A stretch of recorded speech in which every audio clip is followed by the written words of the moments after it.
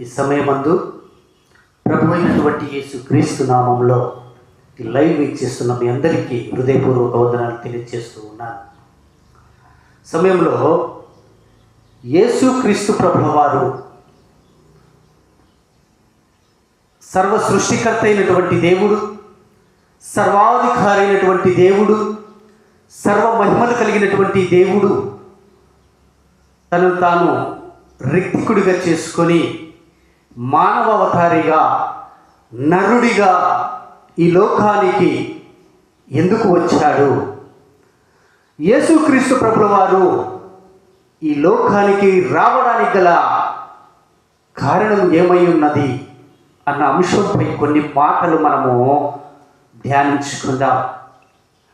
అయ్యో, నా రూపములో నా పోలికలో సృష్టించబడినటువంటి ఏ మనుష్యుడు, నన్ను తృణీకరించబడినటువంటి మనుష్యుడు, నన్ను సిలువకు అప్పగించబడిన ఆ మనుష్యుడు, నా తలకి ముళ్ళ కిరీటం పెట్టినటువంటి ఆ మనుష్యుడు, నన్ను సిలువకు అప్పగించి సిలువ ఆ యొక్క అడ్డకర్రకు నిలువు కర్రకు మధ్యలో వ్రేలాడదీసినటువంటి ఆ మనుష్యుడు, నన్ను డొక్కలో ఆ యొక్క డొక్కలో బల్లెముతో పొడిచినటువంటి ఆ మనుష్యుడు, ఏ ఒక్క మనుష్యుడు కూడా తలకి ముళ్ళ కిరీటం పెట్టి ఆ మనుష్యుడు కూడా, ఏ ఒక్క మనుష్యుడు కూడా నశించిపోవుట ఇష్టము లేక, ఏ ఒక్కడు కూడా పాపములో పడి ఆ యొక్క ప్రతి మానవుడు కూడా ఆజ్ఞ అతిక్రమించి దేవునికి విరోధముగా ఏ మనుష్యుడు కూడా పాపములో పడి నశించుట ఇష్టము లేక పాడైపోతున్నటువంటి మానవుడు ఆ విధముగా పతనమైపోవుట అన్నది దేవునికి ఇష్టము లేక, పాడైపోతున్నటువంటి మానవ జాతిని రక్షించడానికి వచ్చినటువంటి ఏకైక నిజమైన దేవుడు మనము ఆరాధించే యేసు క్రీస్తు ప్రభుల వారు. హల్లెలూయా, హల్లెలూయా, హల్లెలూయా. యేసుక్రీస్తు వారు మతాలను స్థాపించుటకు రాలేదండి. యేసుక్రీస్తు ప్రభుల వారు ఈ లోకానికి ఏదో మతమును స్థాపించడానికి రాలేదు, ఒక వర్గానికి దేవుడుగా రాలేదు. యేసుక్రీస్తు ప్రభుల వారు ఆ యొక్క ఇజ్రాయేలు దేవుడిగా ఈ లోకానికి రాలేదు. నా ప్రియమైనటువంటి దేవుని బిడ్డలారా, గ్రహించే మాట ఏమిటంటే, ఇశ్రాయేలీయులు అనే మాటకు అర్థం ఏమిటంటే దేవుని చేత ఏర్పరచబడిన వారు. హల్లెలూయా. నీవు నేను మనమంతా కూడా ఇశ్రాయేలీయులమే. దేవుని చేత ఏర్పాటు చేయబడి, దేవుని చేత పిలువబడి, దేవుని చేత పంపబడిన నీవు ఇస్రా అంటే దేవుడు అని అర్థము. ఏలు అంటే నీ మీద ప్రోత్సాహము చేయువాడు, దేవుడు ఏర్పరచుకున్నవాడు, దేవుడు పిలుచుకున్న వారే ఇశ్రాయేలీయులు. ప్రియులారా, ఆ పరమందున్నటువంటి ఆ పరమాత్ముడు జీవాత్మను ఏర్పాటు చేసుకోవడమే ఇశ్రాయేలీయులు అని అర్థం. ప్రియులారా, గమనించే మాట ఏమిటంటే, మనమందరము ఇశ్రాయేలీయులమే, మనమంతా కూడా ఇశ్రాయేలీయులమే. కానీ కొందరు అంటారు, ప్రియులారా, ఇశ్రాయేలీయులు దేవుడు మనకెందుకండి, ఆ ఇశ్రాయేలీయుల దేవుడు మనకు అవసరమా అన్నట్లుగా ప్రవర్తన చేస్తూ ఉంటారు. గమనించే మాట ఏమిటంటే, ఈ యొక్క పరిశుద్ధ గ్రంథములో అపోస్తలుడైనటువంటి పౌలు గారు ఎవరంటే, యూదామత గ్రంథము యొక్క ఆ యొక్క గ్రంథమందు, యూదామత గ్రంథముల యందు కూడా ఎంతో ప్రావీణ్యత కలిగినటువంటి వ్యక్తి, ఎంతో ప్రావీణ్యత కలిగినటువంటి వాడు అపోస్తలుడైనటువంటి పౌలు గారు.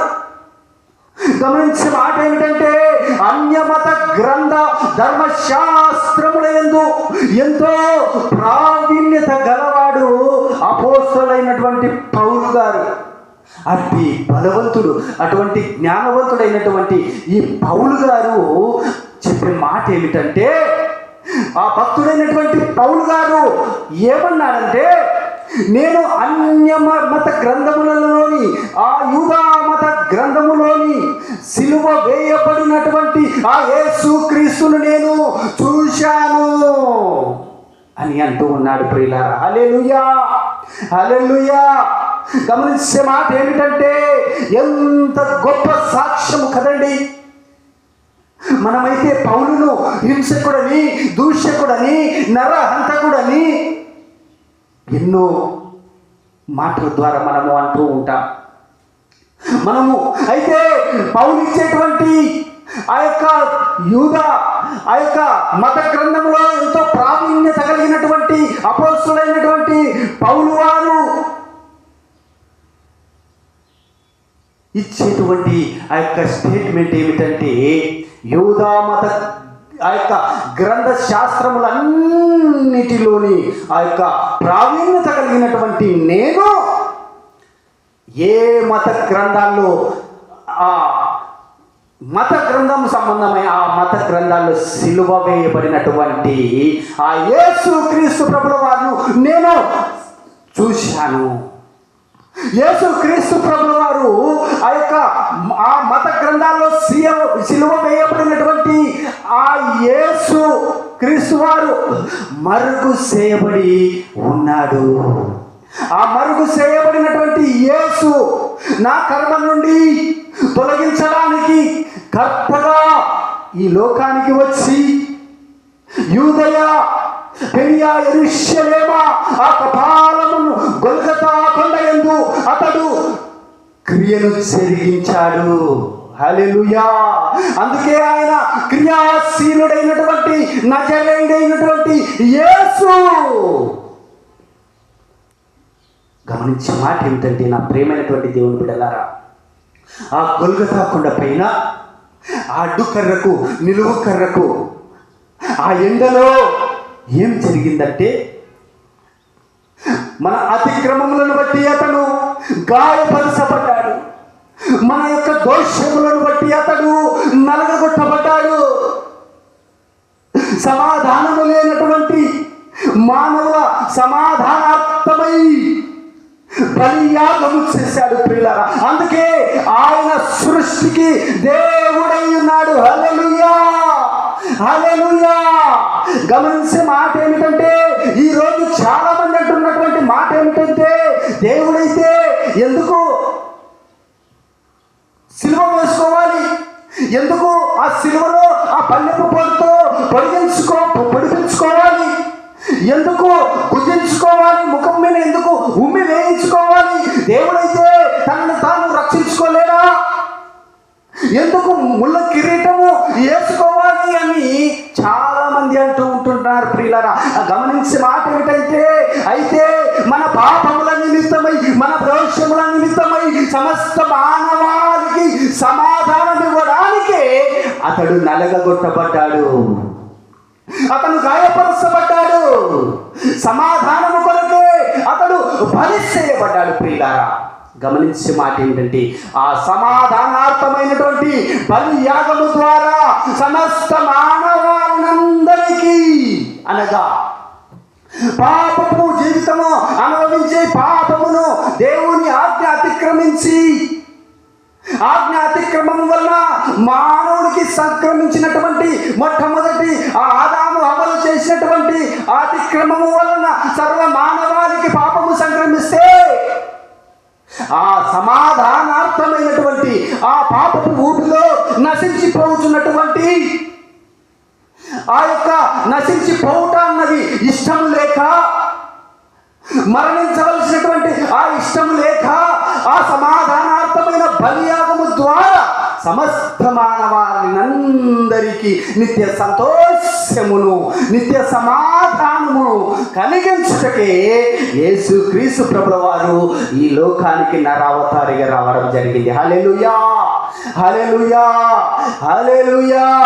నా ప్రియమైనటువంటి దేవుని బిడ్డలారా, యేసుక్రీస్తు ప్రభుల వారు అంత మాత్రమే కాదు, ఈ లోకానికి ఎందుకు వచ్చాడంటే, నిన్ను సృష్టించాడు కాబట్టి. నిన్ను సృష్టించాడు కాబట్టి, నీ మీద దృష్టి ఉంచాడు కాబట్టి, దృష్టించినటువంటి నిన్ను ఆ నిత్య నరకానికి వెళ్ళిపోవుట ఇష్టము లేక, ఆ నిత్య నరకాగ్నిలో నీవు నశించుట అన్నది ఇష్టము లేక, నిత్య మరణము నుండి తప్పించడానికి, నిత్య రాజ్యం ఇవ్వడానికి ఆ గొల్గొతా పర్వతంపై ఆ ఎండలో ఆ కొండపైన ఆ పర్వతం వద్ద ధర్మశాస్త్రము దేనినైతే చేయజాలకపోయెనో ఆ క్రియను జరిగించుటకు అతడు నలగగొట్టబడిటకు ఇష్టపడి ప్రియులారా ఈ లోకమునకు నరుడుగా వచ్చాడు. హల్లెలూయా, హల్లెలూయా. సృష్టికర్త అయినటువంటి దేవుడు, సర్వశక్తిమంతుడైనటువంటి దేవుడు, ఎంతో ఆదరణకర్త అయినటువంటి దేవుడు, ఆ ఉండవలసినటువంటి ఆ పరమాత్ముడైనటువంటి దేవుడు యేసు ప్రభు వారు భోగాలు అనుభవించడానికి రాలేదు. యేసు క్రీస్తు ప్రభు వారు రాజ్యాన్ని స్థాపించడానికి రాలేదు. యేసు క్రీస్తు ప్రభుల వారు ఏదో రాజ్య పరిపాలన చేయడానికి రాలేదు, పాలించడానికి రాలేదు. యేసు క్రీస్తు ప్రభుల వారు రాజ్య సింహాసనముపై కూర్చోవడానికి రాలేదు. కానీ అయ్యో నా రూపములో, నా పోలికలో సృష్టించబడినటువంటి ఏ మనుష్యుడు నా ఆజ్ఞ అతిక్రమించి కర్మచేత పారైపోత ఇష్టము లేక, పతనమైపోత ఇష్టము లేక, ఆ కర్మను తొలగించి నిత్య మరణము నుండి విడిపించి ఆ నిత్య దుఃఖమును ఆ నిత్య సంతోషముగా మార్చి, నిత్య మరణమును నిత్య జీవముగా మార్చి ఆ నిత్య పరలోక రాజ్యములో కలకాలము చిరకాలము సంతోషంగా సమాధానమును కలగచేయడానికే ఆ ధర్మశాస్త్రము దేనినైతే చేయజాలకపోయెనో దానిని క్రియారూపకముగా క్రియలు జరిగించి క్రియాశీలుడుగా, జయశీలుడుగా, మరణమును జయించినటువంటి జయశీలుడుగా ఈ లోకమునకు వచ్చిన నిజమైన ఏకైక పరిశుద్ధాత్మ దేవుడు మన యేసు క్రీస్తు ప్రభుల వారు. హల్లెలూయా, హల్లెలూయా, హల్లెలూయా. నా ప్రియమైనటువంటి దేవుని బిడ్డలారా, కాబట్టి యేసు క్రీస్తు ప్రభుల వారు పరమాత్ముడయుండి ఆ యొక్క పరమందున్నటువంటి దేవుడే నిత్యము పరిశుద్ధుడు పరిశుద్ధుడు పరిశుద్ధుడు పరిశుద్ధుడు పరిశుద్ధుడు అని నిత్యము కోట్ల దూతలతో, కోటాది దేవదూతలతో మహిమపరచబడుతున్నటువంటి ఆ దేవుడే ఆజ్ఞ అతిక్రమించి పాపముతో భయంకరమైనటువంటి పాపానికి బానిసలైపోతున్నటువంటి ఆ పాప విముక్తి చేయడానికి, ఆ పాపము నుండి మనల్ని రక్షించడానికి, పాపము నుండి రక్షించి ఆ పరమ నిత్య జీవమును, ఆ రాజ్యమును మనకు ఇవ్వడానికి ప్రభువైనటువంటి యేసుక్రీస్తు సిలువ వేయబడ్డాడు. అట్టి సిలువ వేయబడినటువంటి వారిలో ఏ మానవుడు కూడా లేడు. కానీ ఒక్క యేసుక్రీస్తు ప్రభుల వారే, ఆయన పరమందున్నటువంటి పరమాత్ముడు ఈ లోకానికి నరావతారిగా వచ్చి సిలువ వేయబడినటువంటి నరుడుగా ఒక్క యేసుక్రీస్తు ప్రభుల వారిని మాత్రమే మనము గుర్తించగలము. హల్లెలూయా, హల్లెలూయా. నా ప్రియమైనటువంటి దేవుని బిడ్డలారా, ఈ మాటలు వింటున్నటువంటి నీవే చూపులను బట్టి, తలంపులను బట్టి, క్రియలను బట్టి, మాటలను బట్టి మనము పాపులమై ఉంటున్నాము. మన యొక్క జన్మమే పాపపు జన్మమై ఉంటున్నది ప్రియులారా. అట్టి పాపము నుండి విముక్తి కలగాలి అంటే మనము నిత్య జీవం కలిగినటువంటి యేసుక్రీస్తు ప్రభుల వారి యొక్క సన్నిధికి మనము రాగలిగితే, ఆ ప్రభువును మాత్రమే, యేసును మాత్రమే మనము రక్షకుడుగా అంగీకరిస్తే మన పాపం శాప దోషములను తొలగించి మనకు నిత్య రాజ్యంలో మనకు పాప విముక్తిని కలగచేసే గొప్ప దేవుడై ఉంటున్నాడు ప్రియులారా. గమనించే మాట ఏమిటంటే, ఎప్పుడైతే నీవు